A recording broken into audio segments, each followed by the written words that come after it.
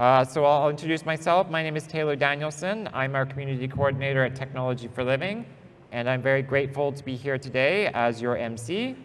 If you aren't sick of me after this morning's award, the judging ceremony, as well as our video, and now the award ceremony, that's great. I'm very glad.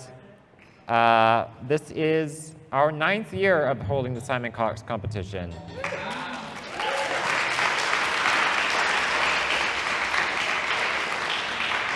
I think I speak on behalf of all of us at Technology for Living when I say I am so proud of where the competition has come over these 9 years. It has grown year over year, and it's been an incredible experience working with it over the past few years.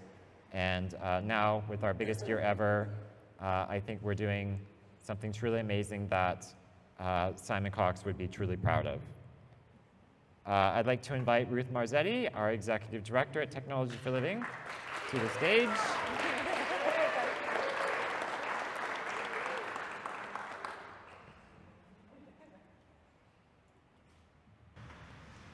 Hi everyone. Is it working? Yeah. Hi everyone. I am Ruth Marzetti, the Executive Director of Technology for Living, and I'd like to welcome all the students today. Welcome, students.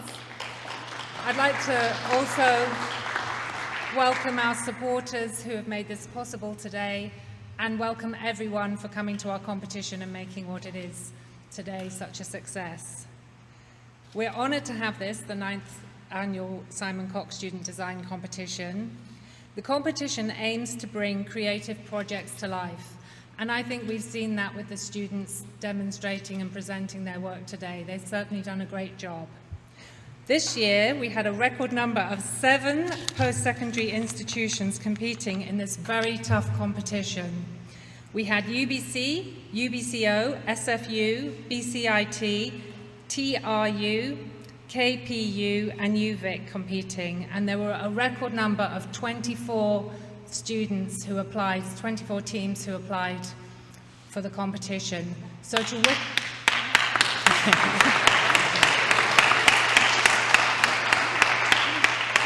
So well done to the 6 that made it through to the finals today. You've really done a great job in just getting this far, because it's been very, very tough this year. So well done, students. I'd also like to take a moment to thank our generous supporters for allowing us to have this prestigious venue and this prestigious event. The significant supporters this year were the RBC Foundation, supporting young people in employment, First West Envision Financial Community Endowment, the Morris and Helen Belkin Foundation, and the Stuart Belkin Education Fund, which support the technology side of the competition. Thank you to repeat supporters, Access Insurance, the Lon Foundation, the Hamber Foundation, Odlin Brown, BC Hydro, and KPMG. And I want to give a very special thank you to our long-term partners, who are the BC Rehab Foundation and the Kinsman Foundation of BC. Both of those organizations have been doing the Open Door project for many years with us, and they also sponsor this event. And I'd now like to invite up Amy from the RBC Foundation to say a few words, and Philip from the Kinsman to say a few words. So here's Amy first. Thank you, Amy. Thanks, everyone.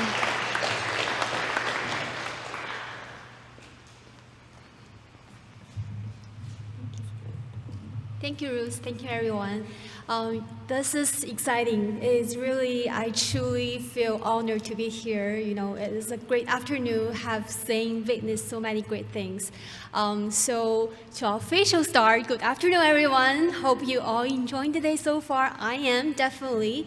On behalf of RBC, it's been an absolute privilege to witness the remarkable display of talent, creativity, and innovation, and showcased in today's Simon Cox competition. And it is truly an honor for me to stand here before you today to share that RBC is very proud to partner with the Technology for Living to empower young people for the jobs of today and tomorrow. The support from RBC Foundation through RBC Future Launch to programs like Simon Cox Design Competition really helps transform the lives of so many people living at home with several disabilities. Again, thank you, Technology for Living, and each participant today for allowing us to be a part of your journey. And may you continue to push the boundaries, reduce the barriers, and collaborate with technology and passion, and to continue build the positive change around us. Last but not least, supporting programs such as Simon Cox Design Competition really inspires the greatness around us. Thank you, everyone.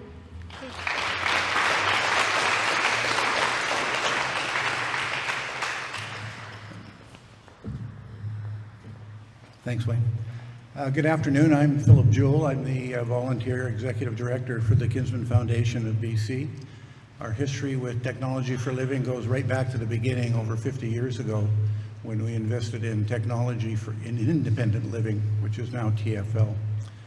And a wonderful gentleman that I got to meet 30 years ago when I joined Kinsman, it goes way back, was Simon Cox. And 20 years ago when I joined the board, I told the lady here, we had lunch at his favorite white spot on Marine Drive with Jim Watson, who was a past national president of Kinsman. And I was new to the board 20 years ago. I said, well, what do we do? And Simon said, well, you just ask them what they need. And then we work as hard as we can to provide it or to solve it. He would be so proud of this competition. And Kinsman are very proud for sponsoring it from the very beginning and our continued partnership with Technology for Living on many things. We have a little project fund, we call it, and last year we toured our national Kinsman president through Technology for Living. And it was coming up to this competition, and he couldn't stay for it, but he was very interested, and Wayne gave us a tour and we talked about things. We went to a room and there was a 3D printer grinding away the little shoe clip that actually won last year. And he said he had to get so many done for the competition, but you had such an old printer that it might not get them all done by Saturday. So the next time our board met, we said, okay, we got some money in our project fund, let's get Technology for Living to buy a new 3D printer and get parts made faster for them. So that's the kind of partnership we like.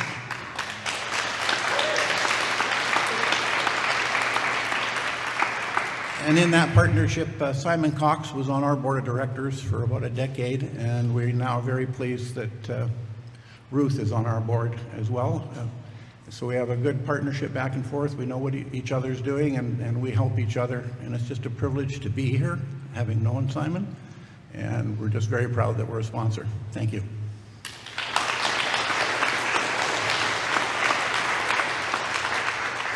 Thank you very much, Philip and Amy. As Philip mentioned, the Technology for Independent Living program has existed since the 1970s.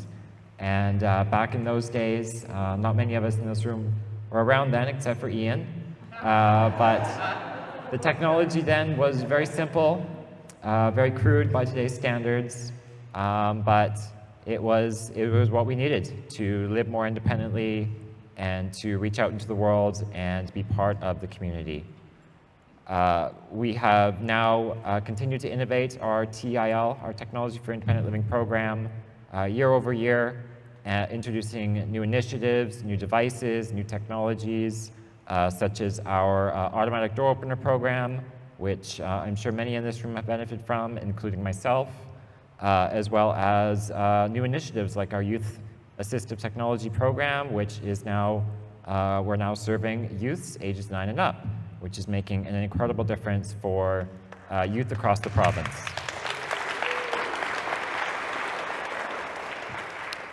We're always about innovating and keeping up with the times and finding new devices, and that's largely what this competition is about, innovation. So with that, I'd like to play a clip from last year's competition, showcasing the highlights. Hi, I'm Marco Pasqua and welcome to the Blusson Center. This is the Simon Cox Student Design Competition and I can't wait for today's festivities to kick off. Let's go check it out.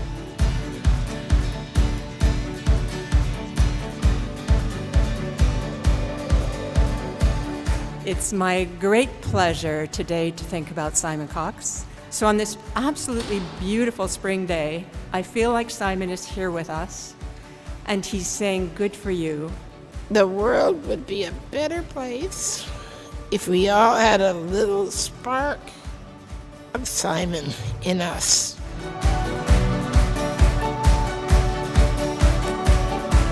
The Simon Cox Student Design Competition brings students from all over the province of BC to create innovative assistive technology and home automation solutions for people living with physical disabilities. My favorite part about the competition is just seeing the innovation and really the technical ability behind the project.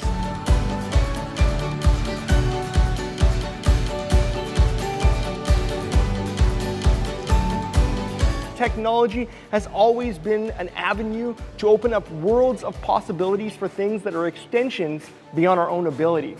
My favorite part about the competition is just seeing all of the incredible things that the students can come up with.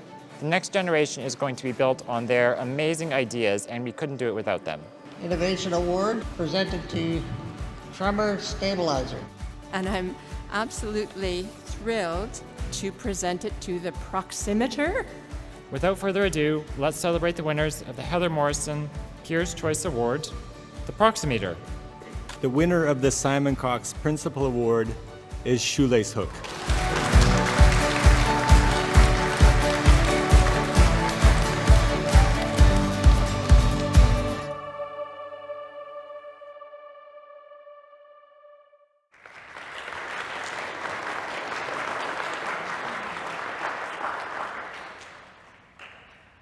And judging this year's competition, we had a panel of 5 judges with a variety of backgrounds.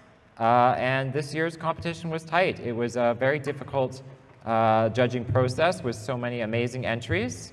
And to give us a little feedback on what the judges were looking at this year, I'd like to invite Evan Mutri to the stage to tell us a little bit more about them.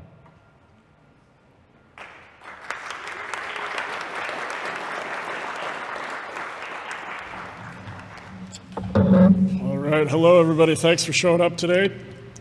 As we said, we had a pretty tight competition, and a few of the things we were looking for today are the immediate impact on an individual and their marketability to the wider disability community at large. So can it help one individual? Yeah, that might work, but if it can help multiple individuals with a multiple range of disabilities, then that's really the key aspect. So it was pretty tight, but I think there was a lot of creative thinking, a lot of out-of-the-box ideas that came here, and I think it was demonstrated pretty well, and I think the judges are pretty happy with what we landed on. We're just going to play a highlight video of all the entries that were submitted for the competition this year. As Ruth mentioned, we had 24 different teams apply for the competition. And unfortunately, we could not invite them all today to be finalists, but their projects were still amazing and worthy of sharing today with all of you.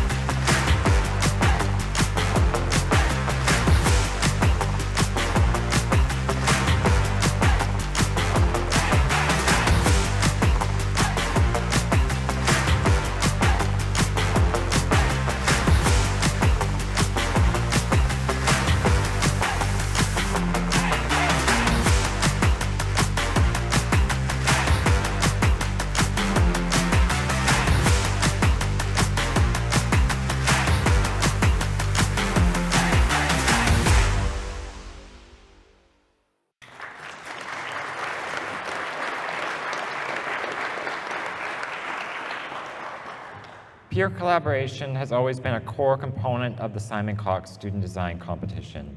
And with that, I would like to announce the beginning of the Peers' Choice Award in honor of Ken Kramer. And I'd like to invite Paul Gauthier to say a few words about Ken and announce the winners of this award. There you go. Can you bring it just a little bit closer? Wayne, the amazing tech guy of everything. Thank you, Wayne. Whoa, Wayne, come on, and congratulations. Thank you, Wayne. Well, first of all, I'm honored to be here today. It really is a delight to be able to participate as part of being involved in the Simon Cox competition. We're talking about peers. Simon himself was someone who very much believed in hearing from peers.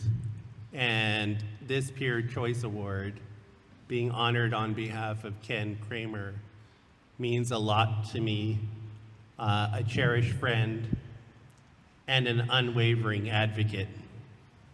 Ken Kramer was sadly lost to us in June. And standing with me today, I would like to ask Ken's daughter, Maureen, to come forward if she's here. I believe she's in the back. Thank you, Maureen.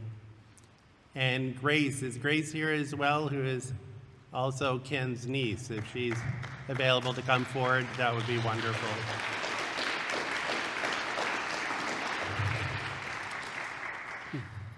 Nice to see you, Maureen. Ken and I have always been competitive. So for me, to be able to present this award at this competition and for it to be in honor of Ken makes a lot of sense, and I'm going to tell you why. Let me tell you a little bit about our competition.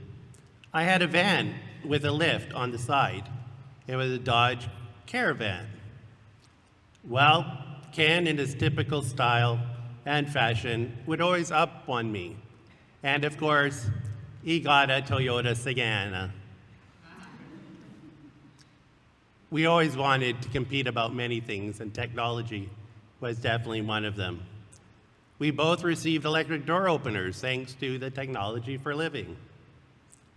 And in true Ken humor, he would rig a water balloon on top of my door so that I got drenched for the very first time that I opened my electric door opener.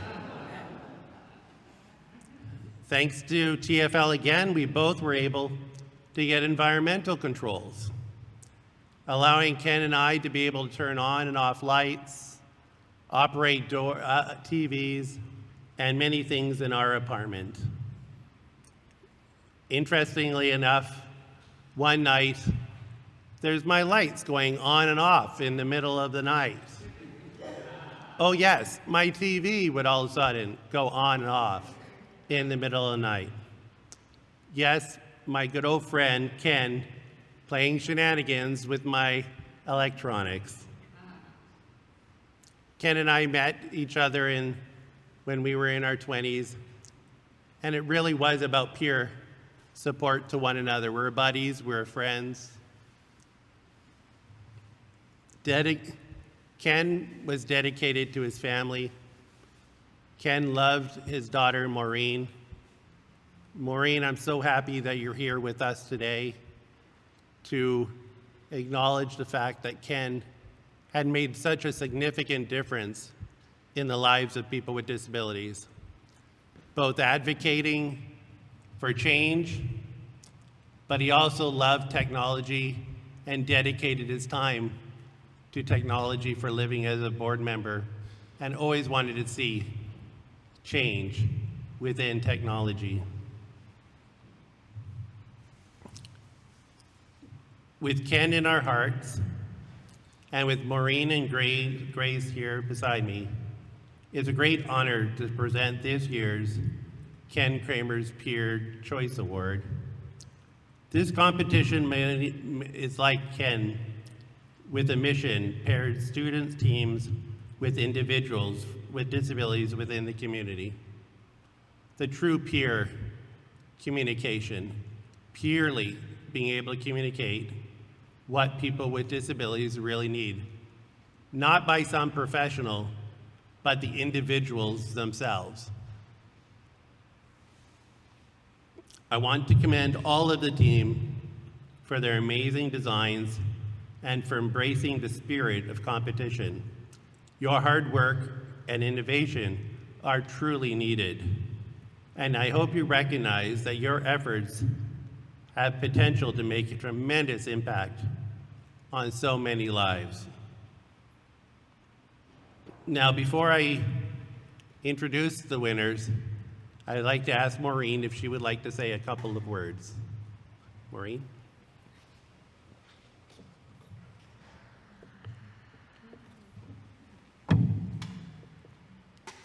Hi, you guys, well, my name is Maureen. I'm Ken's daughter. I don't really have a speech prepared like Uncle Paul here, but I would just like to say thank you on behalf of my dad and our family for this. It really means a lot, and I know if my dad were here, he'd have lots of things to say and positive things to say about technology for living and how much you guys have impacted his life in a very positive way. So thank you.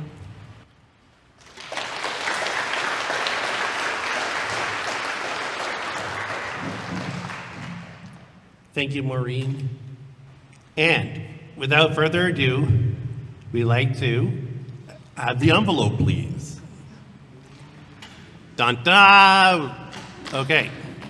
The Peers Choice Award in honor of Ken Kramer is to be presented to the UBC Enable team. Congratulations.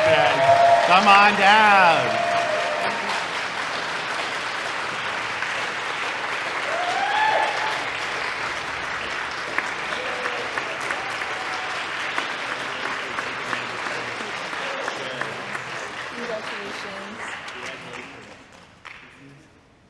Congratulations. Congratulations. Still rearranging. There we go.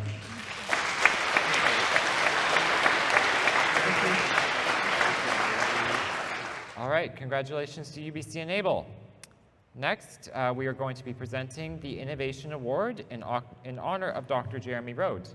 And for that, I would like to invite Miranda from our Provincial Respiratory Outreach Program to the stage.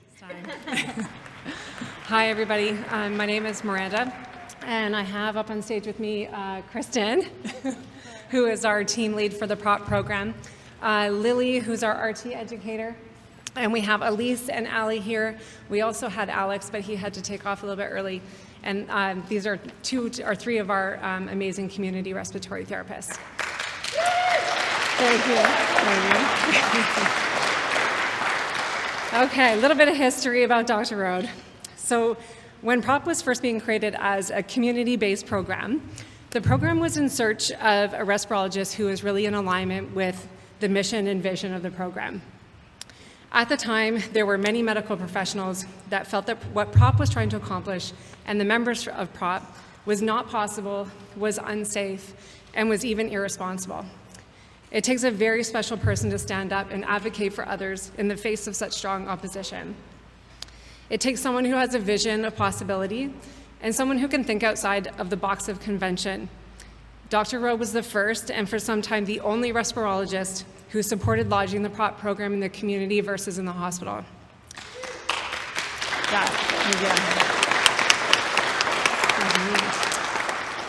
He intuitively and naturally shares our TFL culture. He listens, he empathizes, and he understands people's dreams. He's very much like Simon Cox in his approach. He's open, he's curious, unfailingly polite, and genuinely altruistic. Dr. Rhodes served on as the medical director for PROP for over 20 years, and we're now honored to have him sitting on the board of directors for TFL.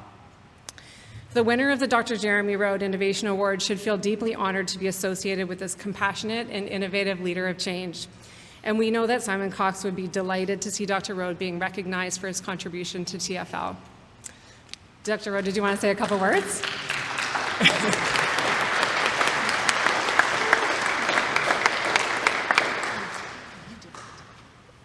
Thank you very much, Miranda. That was a very nice overview.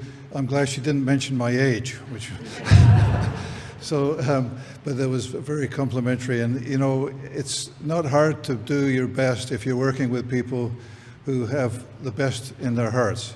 And our group, and spearheaded by Simon Cox, have really managed to do that. It's all about bringing out the best in people, and this group does that, and I've been honored to be a part of it, and I'm honored to have this award in my name. And I should say that the kind of developments that are coming in technology are just awe-inspiring. But we have to remember it's all about us in the end, and we need to stay one step ahead of the technology. I think we will, but we want to use it to its best potential. And I think this is the way to do it, through helping each other rather than the opposite. So congratulations to you all, and thank you very much for your attention. So the winner of the Innovation Award in honor of Dr. Jeremy Rode is presented to Team UVic.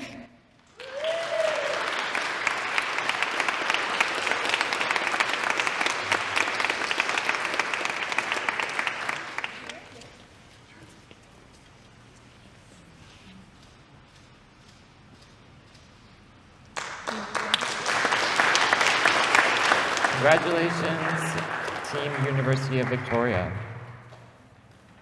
The next award is the Achievement Award in honor of Jim Watson. And I'd like to invite Philip Jewell, Executive Director of the Kinsman Foundation of British Columbia, back to the stage to present this award.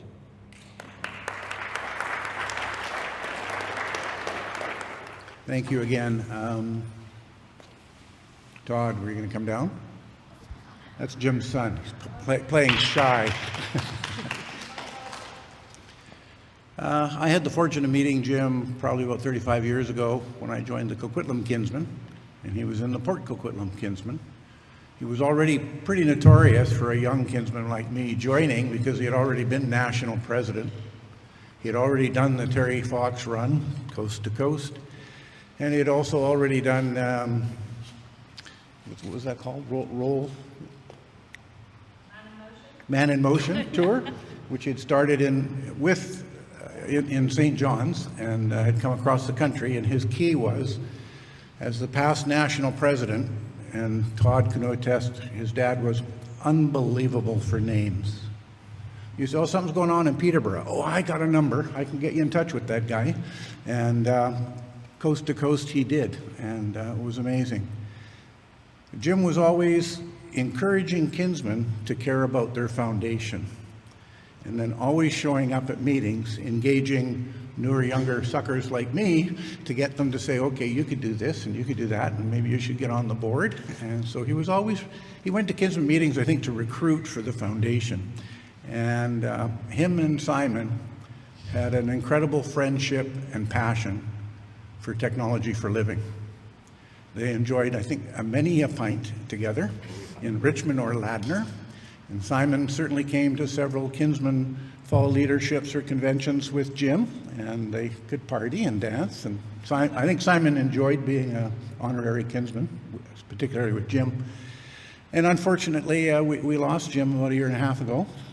And it was a great loss for Kinsman and a great loss for the foundation.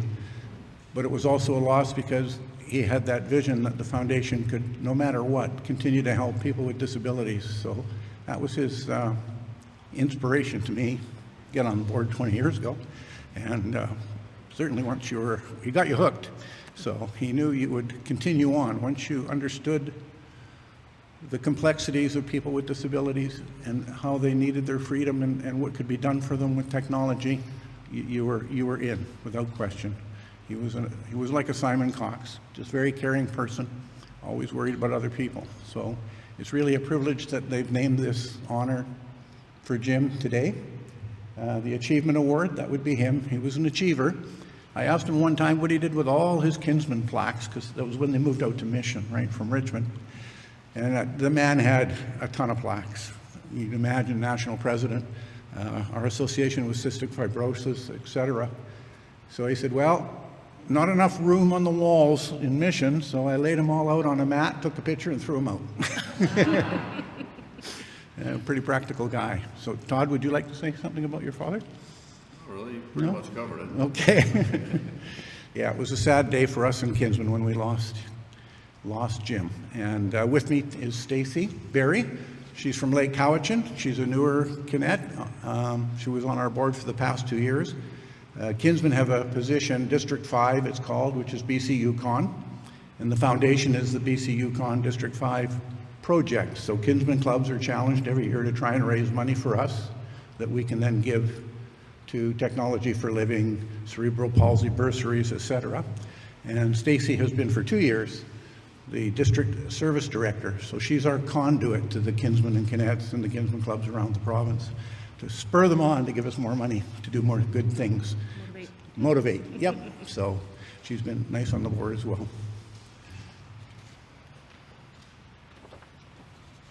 The winner of the Achievement Award in honor of Jim Watson, UBC MLM.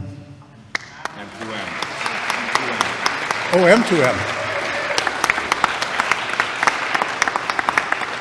A little bit of that is so. Congratulations. Well, there's a big group. Come on in. You got to get in here. Take a picture from up there. She'll be cool. I think you should crouch. Stay in here. You gotta look up. You gotta look up here. In closer. Yeah.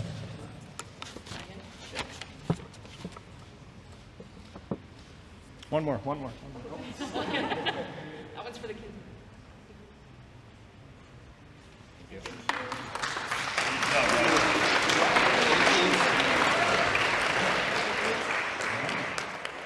Congratulations, M2M. Our final award, the Simon Cox Principal Award.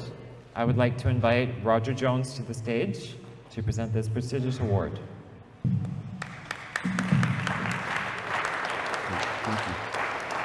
Wow, this has been an incredible day. Congratulations to everyone so far. You've done just a fantastic job. So when I think about Simon Cox, I was thinking about, and I'm not sure if it's Field of Dreams, there was a movie that said, if you build it, they will come, or something like that, is that? Well, when I think about Simon Cox, it's like, if you need it, let's build it. So I'm going to date myself a bit here. I first came to BC over 30 years ago, and I was challenged with a few small problems.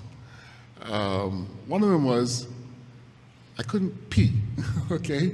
So I was trying to figure out how can I get a job if I wasn't able to empty my leg bag, okay? And everyone kept talking about this guy, Simon Cox. He was just the kind of guy who, he was so humble. He didn't want to take credit for anything. And as I'm thinking about this Simon Cox design competition, he'd probably want you to name it after somebody else. That's what Simon was like.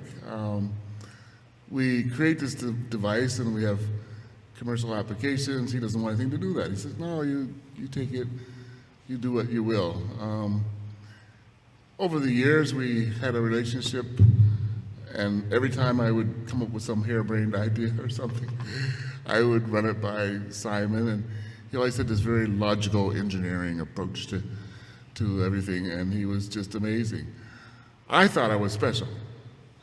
Come to find out that he's mentoring everybody. Like, everybody could go to Simon. Like, he had this ability to make you feel that what you were doing was important, like, you know, and it had nothing to do with it. And you'd leave the room realizing, wait a minute, this guy probably figured this out in the first 5 minutes of conversation, but he let you try to work and develop your own ideas.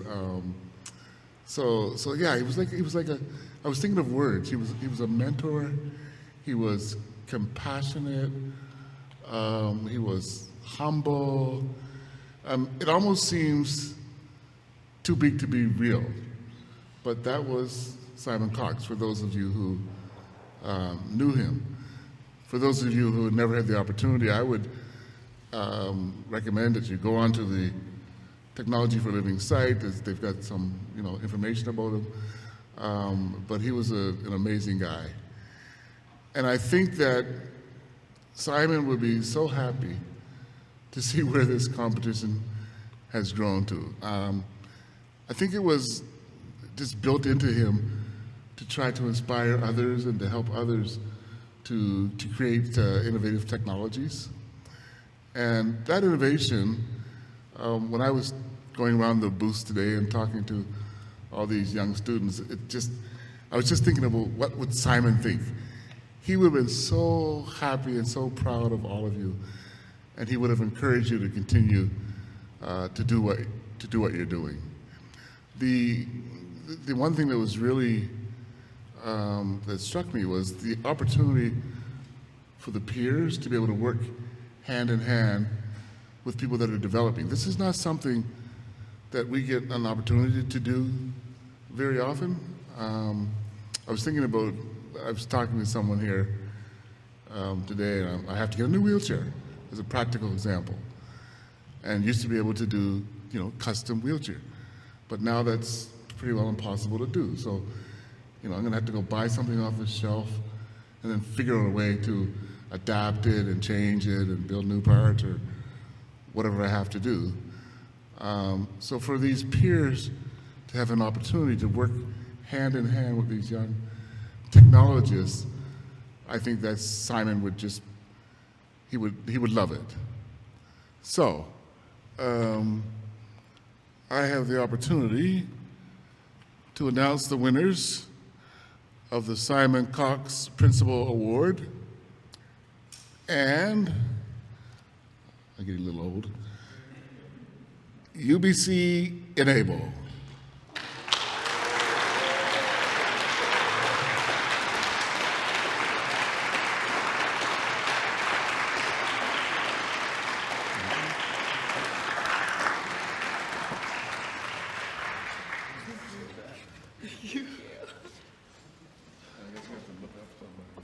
Right up here.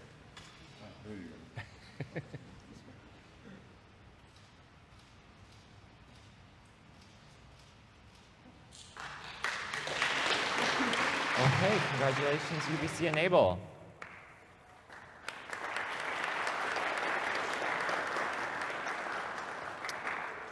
As we begin our closing ceremony, I'd like to invite Evan back to the stage to say a few words about the countless volunteers we had helping to enable this competition today.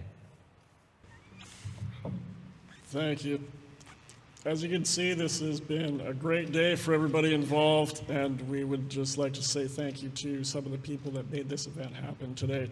First off, we'd like to thank the SFU Flexi team for showing up today, and they were demonstrating their project in the hall during the competition, and this is the first team from SFU that we've had, so could we please give them a round of applause?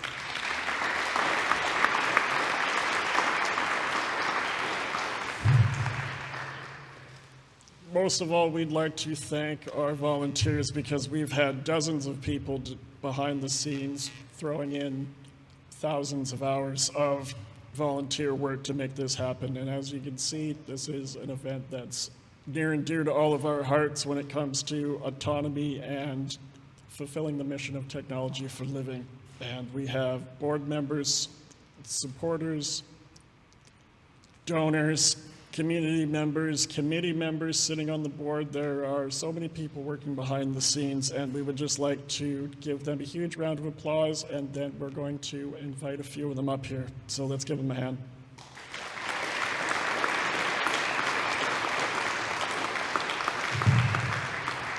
Can we please have Marie Brown and Marie Camden, as well as James Heckner and Symphony and everybody else that I can't see on my list. Can you please come up here and we'll show you what we can do for you.